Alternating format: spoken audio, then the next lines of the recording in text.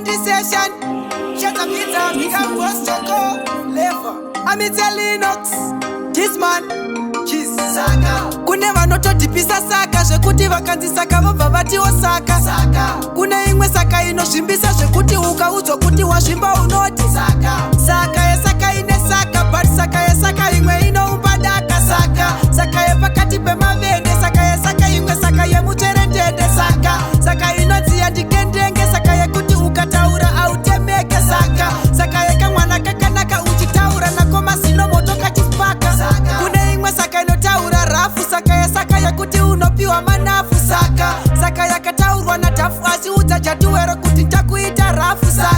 Kota imwe saka ine feva, saka yekuti inowanikwa netumakeda. Saka isingaudzwe masoja koita saka yekupindura kana wadhoja. Saka yesaka ine saka, but saka yesaka imwe inoumba daka.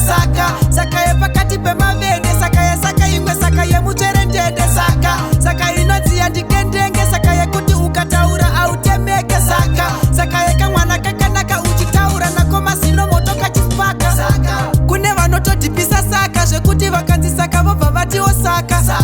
Kune imwe saka inozvimbisa zvekuti ukaudzwa kuti wazvimba unoti saka inotaurwa kumbare tiitauni kusvika kwamutare yekuti unorara nebhutsu. Saka inoyetsurisa kuti yetsu. Saka yesaka ine saka, but saka yesaka imwe inoumba daka. Saka yepakati pemavende, saka yesaka imwe, saka yemutserendende. Saka inodziya ndikendenge, saka yekuti ukataura autemeke. Saka yekamwana kakanaka uchitaura nako mazino moto kachipaka. Kune imwe saka inotaura rafu, saka yesaka yekuti unopiwa manafu. Saka yakataurwa nadhafu asi udzajatuwero kuti ndakuita rafu. Kota imwe saka ine feva, saka yekuti inowanikwa netumakeda. Saka isingaudzwe masoja koita saka yekupindura kana wadhoja. Saka yesaka ine saka, but saka yesaka imwe inoumba daka. Saka yepakati pemavende, saka yesaka imwe, saka yemutserendende. Saka inodziya ndikendenge, saka yekuti ukataura autemeke.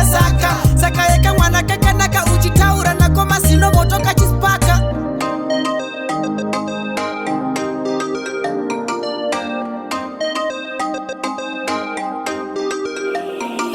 This man.